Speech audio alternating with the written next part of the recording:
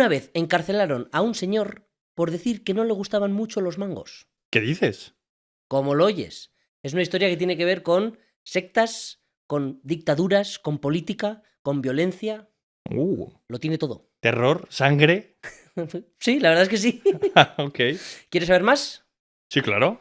Pues te lo contaré en este episodio de Trivialeando. Esto es Trivialeando, con Tomás y Vicu, el podcast de preguntas, respuestas y muchas historias interesantes.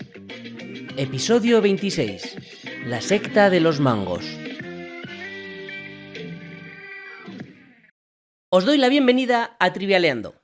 Yo soy Tomás. A mí me gusta hacer preguntas y escuchar las respuestas. Y aquí tengo a mi izquierda, una vez más, ¿A Vicu? ¿y a ti qué te gusta, Vicu? A mí la sobreproducción de anacardo en Bolivia. Esa es buena. Y muy en alza. Muy en alza, sí. Absolutamente. ¿Cómo te ves hoy, Vicu? Preparado y dispuesto, como siempre. Muy bien. Pues aquí va la primera pregunta. Venga. ¿Cuál es la religión más grande que no cree en ningún dios? ¿Cuál es la religión más grande que no cree en ningún dios?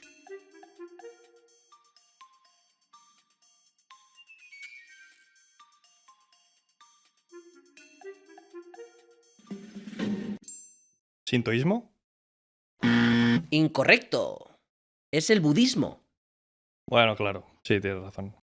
¿Qué es el sintoísmo? El sintoísmo es la religión de Japón. Todos lo sabíamos. Tampoco me he ido tan lejos. Ha sido demasiado profundo, ¿no? Como acostumbro a hacer a veces. Sí, el budismo. Era más fácil que todo eso. Vale, pero tú ahora me vas a decir cuál era el nombre de Buda. Qué picado ese, ¿eh? ¿Cómo se pica? Me lo has dicho más de una vez y si me pones 4 opciones creo que te sabría decir cuál es, No pienso darte ninguna opción. pero te tengo que decir que no la sé. Siddhartha Gautama, Siddhartha Gautama. Es importante, la verdad es que este dato es bastante bueno. que se sentó a orar ¿sobre qué? ¿O al lado de qué árbol? Yo qué sé. Un sauce. Un chopo. Un bodhi. Un body. Sí, pero Madre mía, no da tregua hoy, Vicu. ¿en qué ciudad practicó por primera vez el budismo? En Barcelona. Joder, no me acuerdo yo ahora tampoco. Es que me sale Benares, pero no es Benares. Se ha flipado. Vamos a buscar.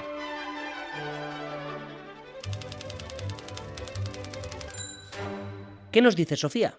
Pues aquí parece que la primera ciudad fue Sarnath, o como se pronuncie, que está cerca de Benarés.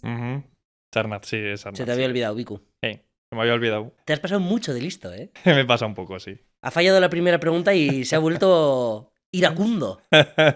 Furibunda, mi ira. Me gusta. Bueno, vamos a pasar a la segunda. Venga, va. ¿Qué sustancia se le añade a la leche para coagularla y hacer queso y otros productos? ¿Qué sustancia se le añade a la leche para coagularla y hacer queso y otros productos?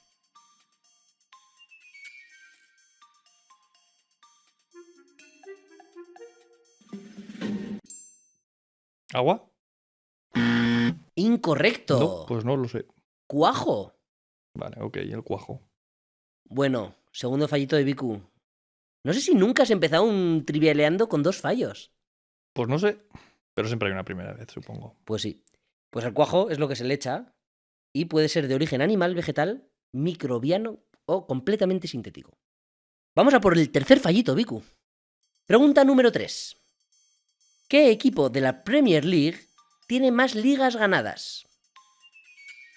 ¿Qué equipo de la Premier League tiene más ligas ganadas?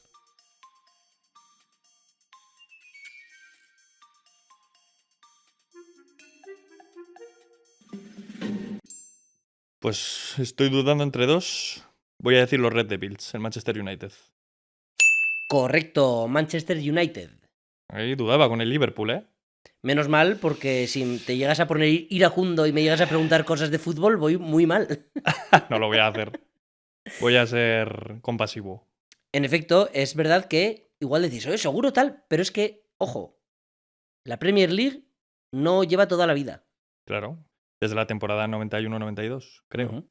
Muy bien, perfecto. Bien, ya está, ya te has quitado la espinita. Venga. Así que podemos continuar con la pregunta 4.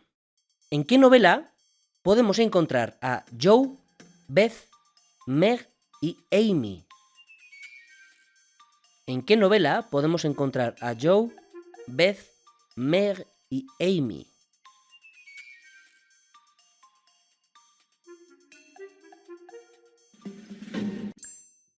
Orgullo y Prejuicio. Incorrecto, en Mujercitas. Oh, Ojo, dato poco conocido. Poco después, en 1869, se publicó la segunda parte, Aquellas Mujercitas, que es una secuela que va de 4 años más tarde de los hechos en Mujercitas. vale.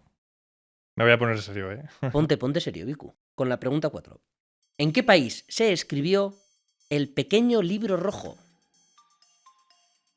¿En qué país se escribió El pequeño libro rojo?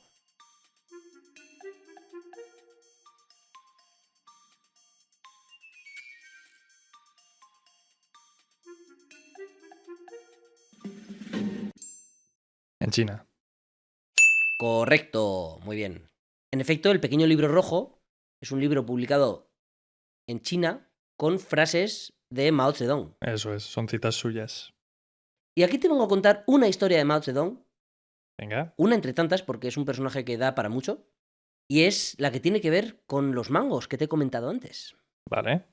Como he dicho, hubo una vez que encarcelaron a un señor por decir que no le gustaban mucho los mangos. Y para entender esto hay que remontarse a unos años antes, a 1966, Ujú. en China.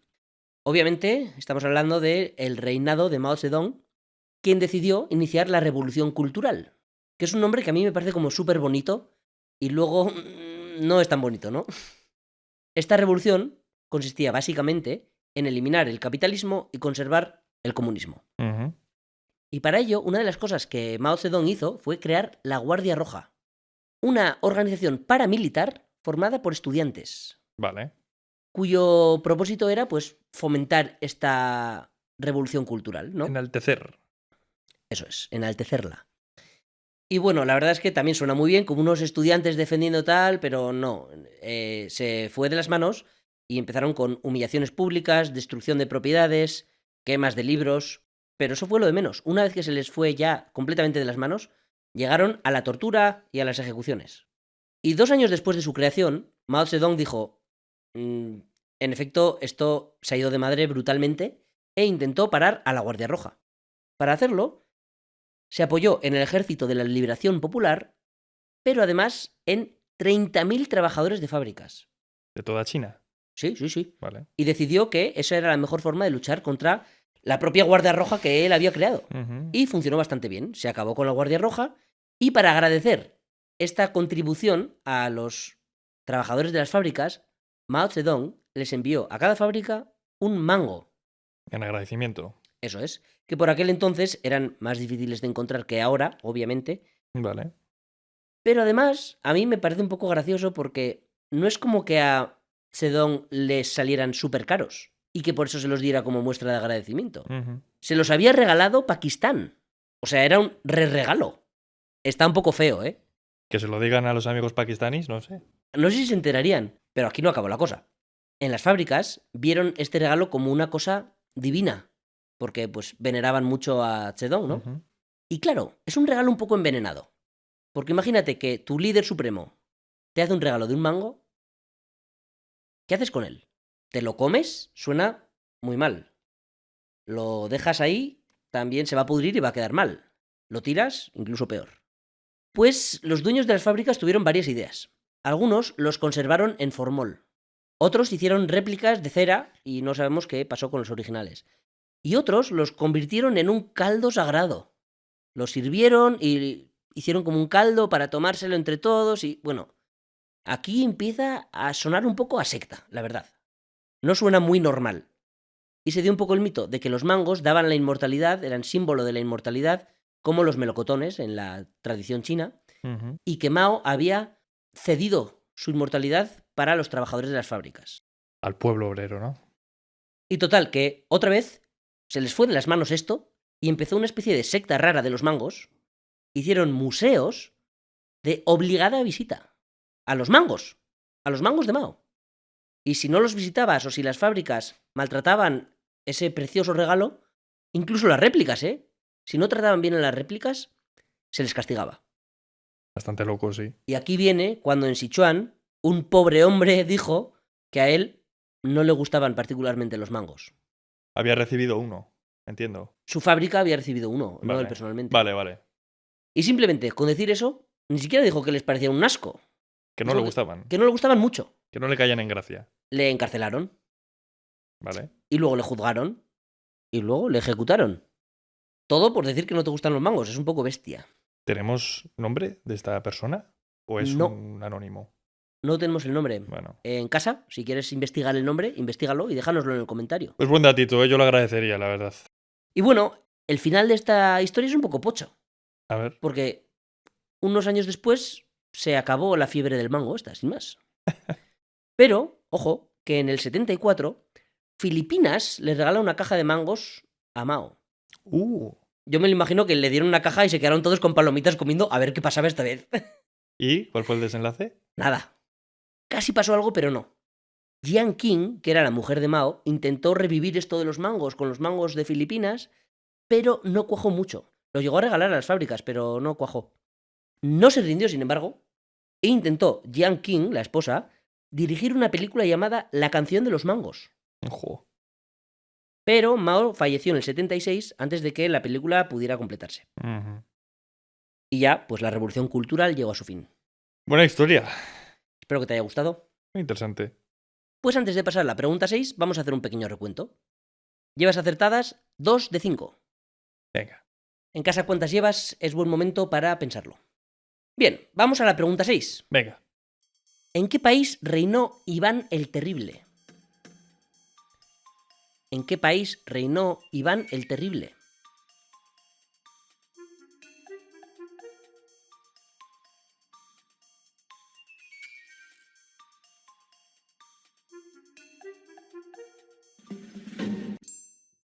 En Rusia. Correcto, en Rusia, Iván IV el Terrible, sí. que es el primer rey de Rusia. ¿Y el primer zar? Considerado el primer zar. Eso es, el primer rey de Rusia considerado el primer zar. Eso es. En efecto, es un tío de que se puede hablar horas y horas de él, pero no lo vamos a hacer hoy. Muy bien, pregunta 7. Venga. ¿Qué animal se utilizaba antiguamente en las minas de carbón para detectar fugas de gas? ¿Qué animal se utilizaba antiguamente en las minas de carbón para detectar fugas de gas?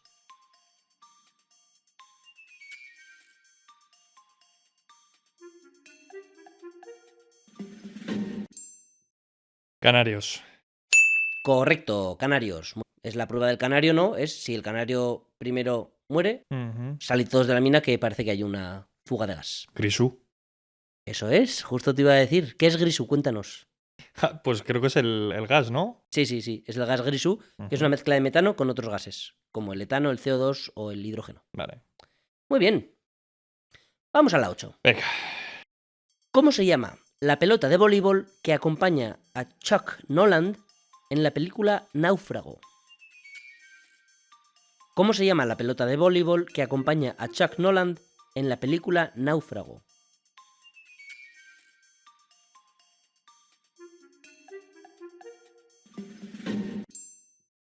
Wilson. Correcto. O, más técnicamente, ¡Wilson! Esa hubiera sido la respuesta más acertada. Vale. En efecto, se llama Wilson porque es la marca de la pelota. De la ¿no? pelota. Y ojo, ¿te acuerdas cuando te comenté en el último episodio lo de los gatos actores? Sí. Que se usan más de los que se piensa. Pues aquí se utilizaron 3 pelotas, No está mal. De la marca Wilson, obviamente. obviamente. Si no sabes de qué hablo de los gatos, pues después de acabar este episodio te Ujú. ves el episodio 25. Ujú. Y bueno, una de las 3 pelotas utilizadas se vendió luego por subasta por $18.400. No está mal. No está mal. Muy bien, le estás cogiendo un poquillo de racha, Vicu. Sí, muy me bien. cuesta arrancar a veces. A veces cuesta, a Veo. veces cuesta. Está frío. ¿Y? Vamos con la 9. Venga. ¿En qué país europeo se creó el tranvía eléctrico? ¿En qué país europeo se creó el tranvía eléctrico?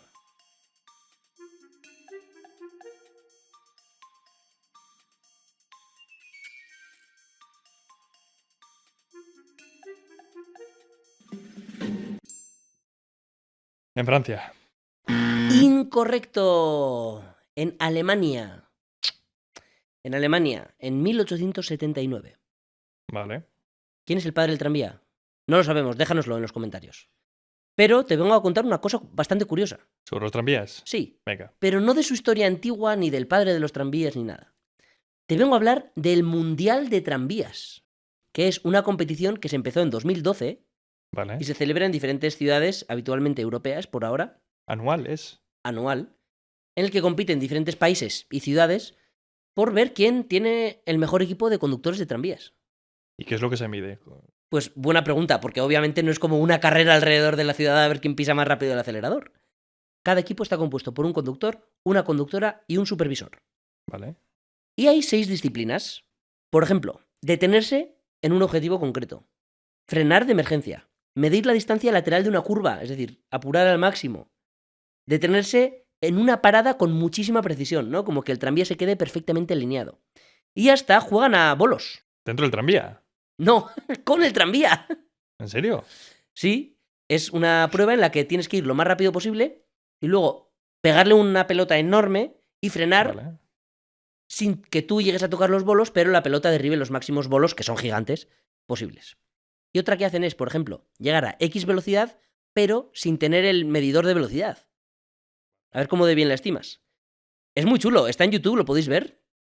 Los vídeos de los últimos años están ahí colgados. Habrá que aprenderse los equipos ganadores del Mundial de Tranvías. Claramente. Cualquier día lo podemos preguntar. Pues para que sepas, en 2025, el año pasado, se celebró en Viena y fue el ganador Austria. ¿Quién es el líder en el ranking mundial? No lo sé, es interesante saberlo. Habría que saber. Dejadnoslo Sí. en comentarios también. Hoy Por os damos favor. un montón de tareas. Sí, anda. Pero bueno, en España ganó, ojo. Ah, ojo, En 2014 ganó España y se celebró en Barcelona. Vale. Este año se celebra en Varsovia, el 19 de septiembre. Ojo, no aparezcamos por allá. Ojo, contenido Ojo. extra, un contenido extra que podemos hacer allá. ¿Y para qué se ha hecho todo esto? Porque dices, qué tontería. Pues bueno, es una forma de fomentar los tranvías, de darle un poco de bombo y de que los conductores y trabajadores pues tengan un pequeño marco internacional en el que poder intercambiar experiencias. Muy bien, muy interesante. Y poco a poco se está abriendo porque ahora están compitiendo sobre todo equipos europeos, pero en 2022 ya vino Melbourne de Australia y en 2025 se unen equipos de África, de Sudamérica y del sudeste asiático. Vale. O sea, ya es una apertura internacional. Empieza a coger tracción, sí, sí, sí. Qué bueno. Y por cierto, si os interesaría ver contenido como Trivialeando en el Mundial de Tranvías, si en el canal de YouTube os suscribís y os hacéis mecenas del canal, tendréis acceso a vídeos que vamos a ir subiendo con contenido adicional. Hemos subido ya una entrevista a Óscar Díaz, el participante del capítulo anterior de Trivialeando, que también ha participado en un montón de concursos de la tele y tiene historias muy interesantes que contar. Así que, pues, puedes pausar ahora el episodio, suscribirte, hacerte mecenas y luego volver. Ujú. Y ahora vamos con la pregunta 10, Viku. Venga, esta es la que importa de verdad. ¿Por qué? Porque es la super pregunta. Eso es, la super pregunta, la pregunta 10. La pregunta más difícil del episodio. Son 3 palabras. ¿Quién dirigió Casablanca? ¿Quién dirigió Casablanca?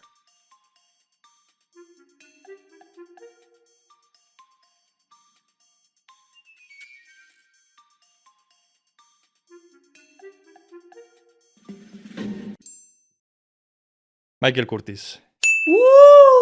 ¡Correcto! Muy buena, Viku. Pensaba que no te lo ibas a saber.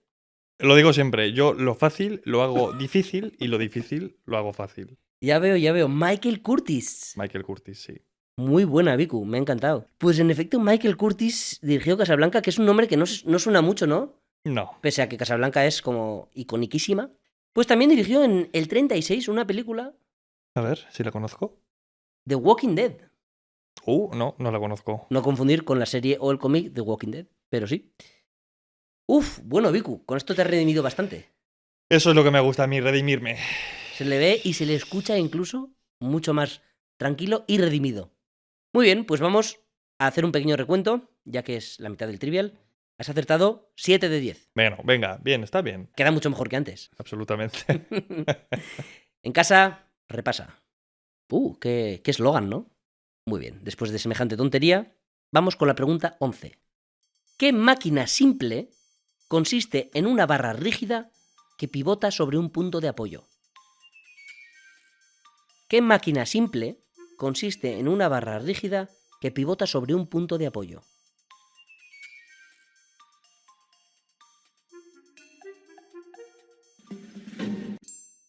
¿Una balanza? Incorrecto. Es una palanca. Una palanca, sí. Y vas bastante bien. Te la estás imaginando, ¿no? En un punto de apoyo, tal. Te traigo aquí un dato bueno además. ¿De la balanza o de la palanca? De la palanca. A ver. ¿Sabes cómo se llama el punto de apoyo de una palanca? Sí. Fulcro. Muy bien. Me lo enseñaron en cuarto de la ESO y se me ha quedado. Vamos a quitarnos este fallito de Biku con la pregunta 12. ¿De qué país es originaria Shakira? ¿De qué país es originaria Shakira?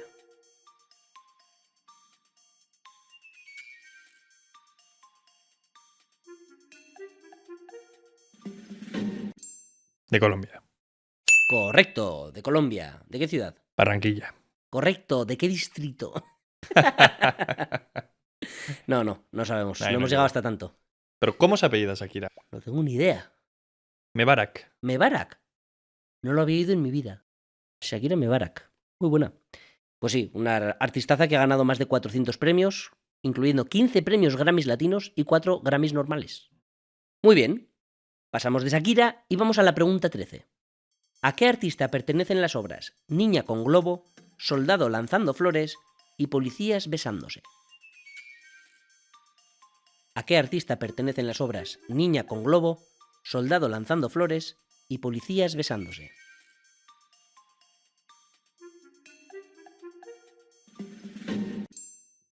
A Banksy. Correcto, Banksy. Muy bien. ¿Os gusta su obra? Sí. Sí, A mí me mola lo que hace. sí, Está está guay. bien. Banksy, en Trivialeando te damos el aprobado. Sabemos que llevas todos los episodios esperando que te demos el aprobado, pues aquí lo tienes, en Ujú. efecto. Muy bien, quitando tonterías y Venga. vamos a la 14. ¿De qué país es originario el ragú? ¿De qué país es originario el ragú?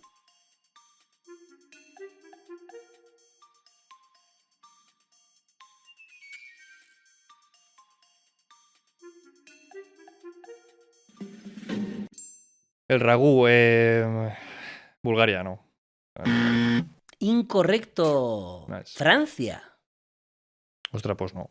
Mucho más fácil. No. O sea, conozco el concepto ragú, lo he ido, pero no lo hubiese. ¿Lo has comido? No sé lo que es. Es como una especie de guiso estofado. O sea, lo he escuchado, pero no sabía de dónde era. Si es que si lo hubiera dicho ragú, te hubiera dado demasiada pista. Sí, eso es verdad. Pero bueno, te vengo a hablar hoy del ragú. ¿Del padre del ragú? No. Pero sí un poco de cocina francesa. Siempre está bien saber un poco de cocina gala. Pues lo siento, pero tampoco es lo que más te voy a decir hoy. Bueno, Pero te voy a contar una historia muy interesante, protagonizada por una mujer llamada Julia Child. bastante mítica. ¿La conoces? Sí. ¿Por qué la conoces? Pues porque es una señora americana Ujú. que hizo su incursión en programas de cocina, ha publicado bastantes libros. Correcto, es todo lo que ha dicho Vicu, es lo que iba a decir yo ahora. Ujú. Es una cocinera que ha sido muy famosa por traer sobre todo la cocina francesa a Estados Unidos durante los 70, 80 y más. Ha hecho un montón de programas, Ujú. un montón. Pero tiene una parte de su vida que no es tan conocida. Ya, a ver.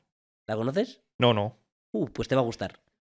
Estamos hablando de 1942. Julia en el 42 dijo, yo me quiero alistar en el ejército. Y se intentó alistar en el cuerpo femenino del ejército. Ujú. Y no le dejaron. Porque era demasiado alta. Mide 1,88 m. Ostras. Y entonces, resignada, se fue a la Oficina de Servicios Estratégicos. Que bueno, es una agencia que por aquel entonces había, que se dedicaba un poco al espionaje y a estas cosas. Ujú. Y ahí empezó como mecanógrafa en Washington DC, pero rápidamente ascendió y le pasaron a investigadora top secret. Debía ser muy buena. Vale.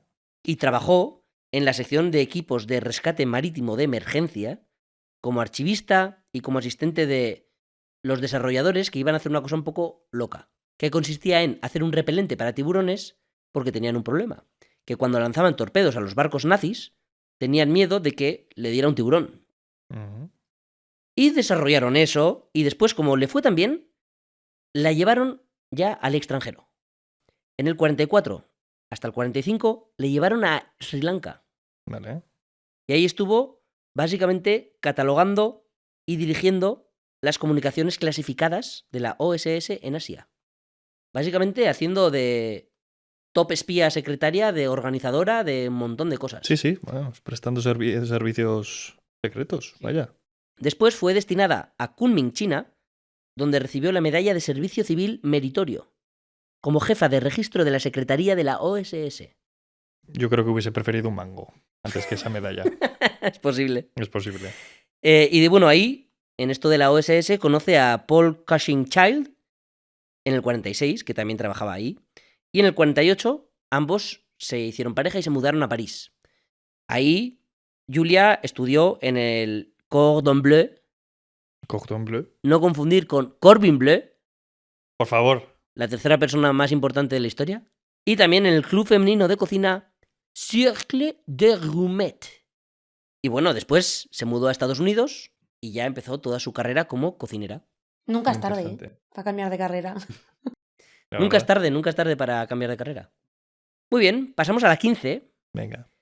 ¿Qué proceso permite que el agua pase a través de una membrana semipermeable desde una zona con menor concentración de solutos hacia otra con mayor concentración?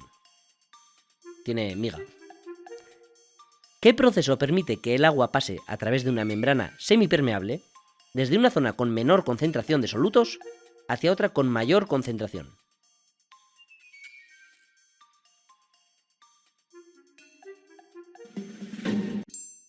Erosión. No, incorrecto. Me río porque Vico mismo sabe que ha sido un triple tremendo. Sí. La respuesta correcta es ósmosis. Ojo, te voy a traer quién acuñó el término, que hace mucho que no traigo un acuñador. Thomas Graham, Más Graham me suena. porque acuñó ósmosis. Como científico me suena así. A pesar de que no sepa lo que es la osmosis. Muy bien. Hemos hecho 15, así que vamos a hacer un pequeño recuento Venga, antes a del ver. tramo final. Has hecho 9 de 15. Hay que mejorar esto, ¿eh? Tienes que espabilar en este último tramo. A ver Sí. qué tal va. En casa, repasa. Me ha gustado. Y vamos con la pregunta 16. ¿De qué personaje es archienemigo el Doctor Octopus? ¿De qué personaje es archienemigo el Doctor Octopus?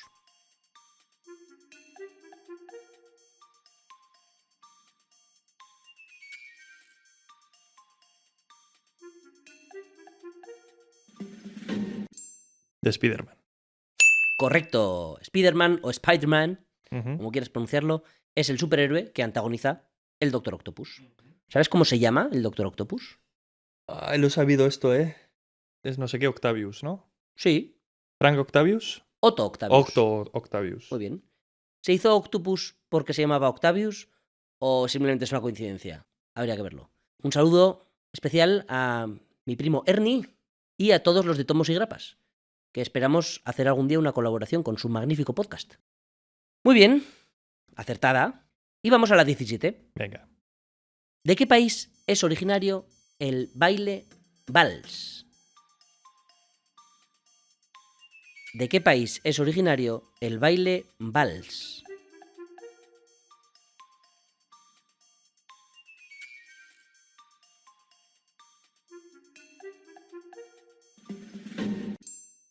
¿De la República Checa? Incorrecto. Joder, de Austria. De Austria. Muy bien, vamos con la 18. Venga. ¿Cuáles son las dos fases fundamentales del ciclo cardíaco que permiten la circulación sanguínea? ¿Cuáles son las dos fases fundamentales del ciclo cardíaco que permiten la circulación sanguínea?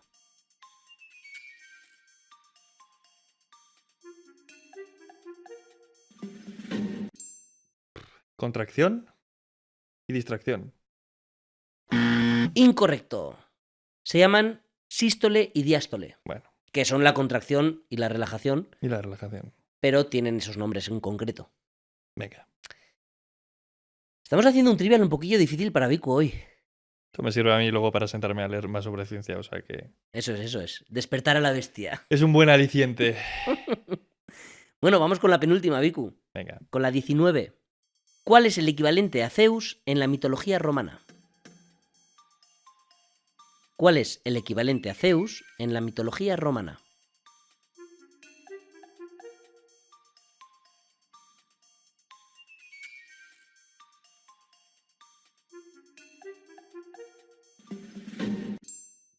Júpiter.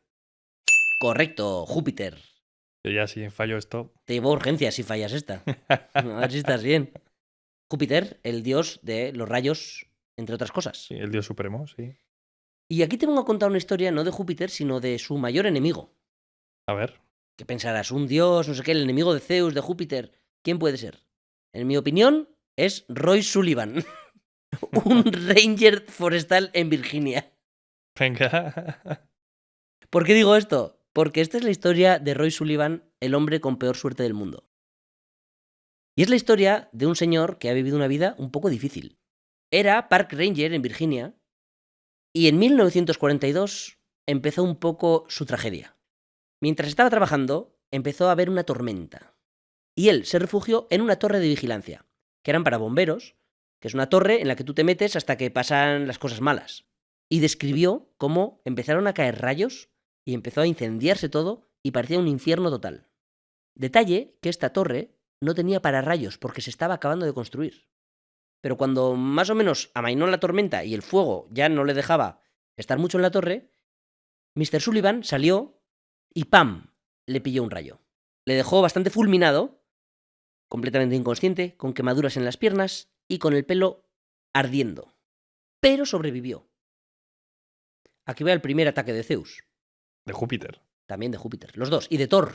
Están los tres ahí. Ya verás, que están los tres en el ajo, no te preocupes. Venga. Y bueno, luego le dejaron un poco tranquilo. Pero a Júpiter no le hizo mucha gracia que sobreviviera y en el año 69 tuvo otro pequeño accidente. ¿Cómo fue? Él iba en su vehículo conduciendo por el monte y empezó una tormenta. Pero él dijo, bueno, es verdad que los coches son unas cajas de Faraday, que se llama, que son uno de los sitios más seguros en una tormenta eléctrica. Pero no si has realmente enfadado al dios del trueno.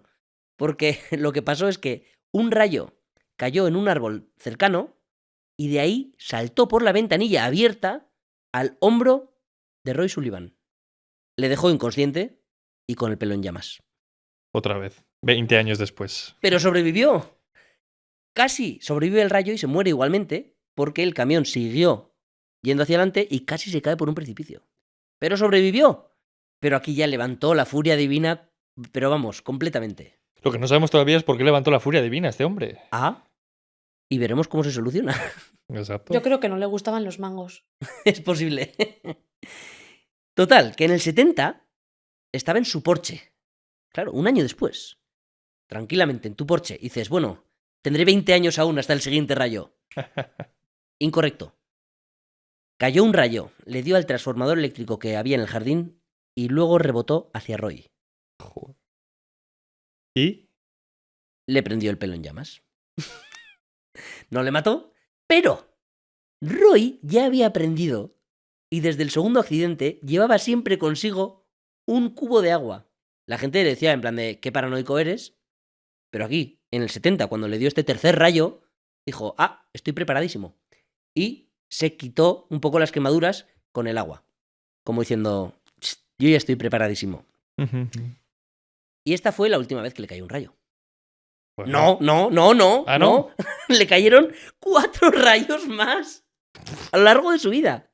En los siguientes 5 años le cayeron 4 rayos. Todas las veces llevaba el cubo de agua encima. Llegado a ese punto nadie te puede decir nada, ¿no? Es como, sí, llevo el cubo porque soy el señor que le caen rayos. Sí, claro. Es mi amuleto. Bueno, Amuleto como amuleto pocho. eso te iba a decir. Pero bueno, un buen remedio al menos, mitigarlo. Eso es. Y otra historia que tiene este señor es que le cayó un rayo en el 77 después de estar pescando.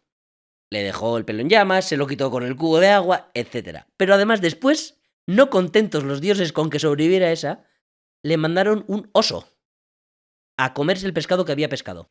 Pero Sullivan lo ahuyentó con una rama, Le atizó así un poco y el oso se fue. Con el cubo de agua. Con el cubo de agua perfectamente podría ser. Y dijo que esto era la vez número 22 que ahuyentaba a un oso así con un palo. Joder. Todos estos accidentes con rayos estaban documentados. Y con eso entró en el libro Guinness de los récords.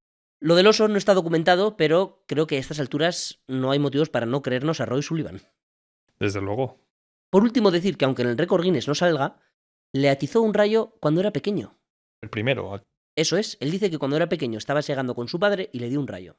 Joder. Pero como no estaba documentado, no lo añade a su récord. La parte un poco chunga es que después le daba mucho miedo estar con gente, por si le caía un rayo. Y de hecho una vez estaba tendiendo la ropa con su mujer y le alcanzó un rayo a su mujer.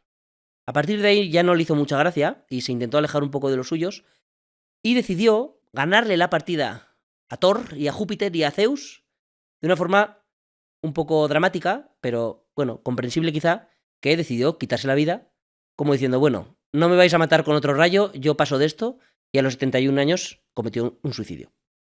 Pero bueno, un grande, un gran Ranger. Sí, la verdad. Muy bien, y por último vamos a la pregunta 20. Venga. ¿De qué país es capital Wellington? ¿De qué país es capital Wellington?